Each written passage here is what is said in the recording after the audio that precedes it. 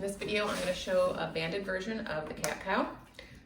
Helps us to focus on specific levels along our spine and also adds a little resistance. So we'll start at the lower end of the lumbar spine, so way down at the bottom of your low back. And instead of having my hands under my shoulders, I'm going to have my hands under where the band is so it doesn't pull the band up and slip. So I have my hands pretty much just in front of my knees. Add an amount of resistance that works for you so you can experiment with how much you pull the band.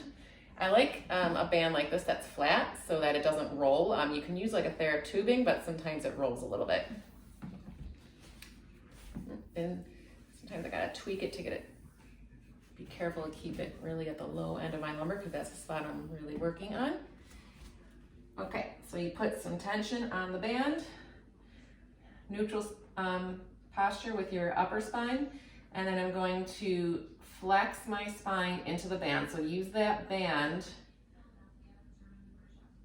to push into, flex around your back at that level, belly button pulled in towards your spine, and then you work on extending your spine at that level, so you go into more of a sway back at that specific level. So round your back or flex your spine into that band, and then use that band as to sense where you should also be extending. So at this particular level, most of us are good at extending and not as good at flexing.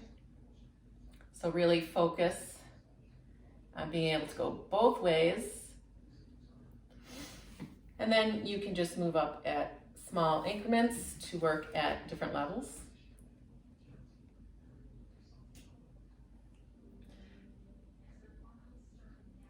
And do your best to really move the spine mostly at this specific level that the band is at.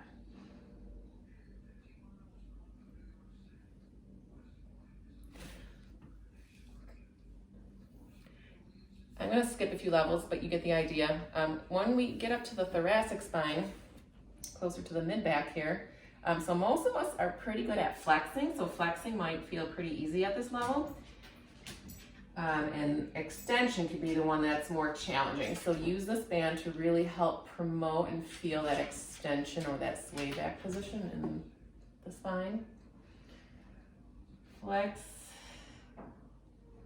and extend. So you're trying to go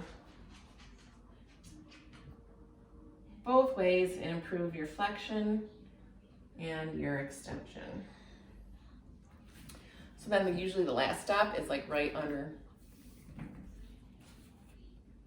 at the armpit area, and there's another level we can work on.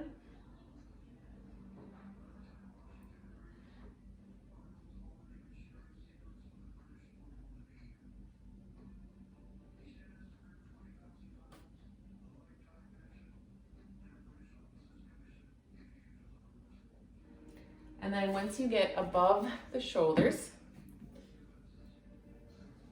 I usually just work on this one level right at the lower neck. So have the band at the bottom of your neck,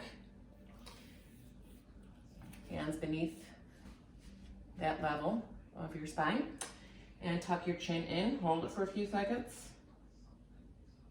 and then relax. Tuck your chin in, hold it, relax. So try to not have your shoulders scrunched up like this, shoulders down away from your ears.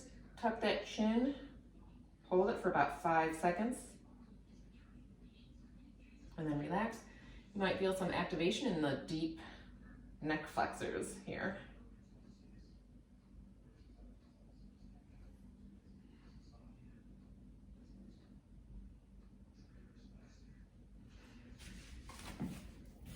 So again, you could do this at much smaller increments and sort of inch your way up level by level. And whenever you're on a level that feels challenging, I would focus a little extra on that level.